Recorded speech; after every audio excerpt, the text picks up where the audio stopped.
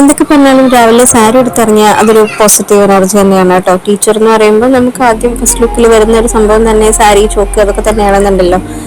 അപ്പോൾ അങ്ങനെ നമ്മൾ സാരി കൊടുത്ത് സ്റ്റാൻഡിലെത്തിയിട്ട് സ്ഥിരം കുടിക്കുന്ന പോലെ തന്നെ നമ്മുടെ സ്ഥിരം ചായക്കടയ്ക്ക് ഒരു ചായയും കുടിച്ച് നമ്മുടെ സ്ഥിരം ബസ്സിൽ കയറിയിട്ട് നമ്മൾ നേരെ സ്കൂളിൽ പോകാൻ കേട്ടോ. രാവിലെ അവിടെ നിന്ന് അങ്ങോട്ടുള്ള ഒന്നും ഞാൻ കാണിക്കുന്നില്ല. നേരെ സ്കൂൾ വിട്ടിട്ട് നമുക്ക് കുറച്ച് ക്രാഫ്റ്റിൻ്റെ ഷോപ്പിംഗ് ഉണ്ടായിരുന്നു. അപ്പോൾ നമ്മുടെ സ്ഥിരം ക്രാഫ്റ്റ് ഷോപ്പിലേക്ക് വന്നിരിക്കുകയാണ്. ഇത് നമ്മുടെ ചെർപ്പളശ്ശേരിയിൽ തന്നെയുള്ള ഒരു ക്രാഫ്റ്റ് ഷോപ്പാണ് കേട്ടോ.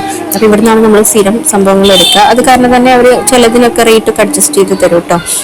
പക്ഷേ ചോക്ലേറ്റ്സിൻ്റെ കാര്യം പറയുകയാണെന്നുണ്ടെങ്കിൽ നമ്മുടെ സ്ഥിരം സ്വർണത്തിന്റെ വില കൂടുന്ന പോലെയാണ് ഈ ചോക്ലേറ്റിന്റെ വിലകളും കൂടി വരുന്നത് കേട്ടോ.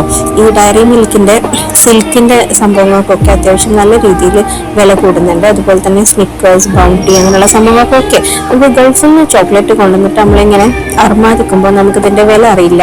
സത്യമാണത്.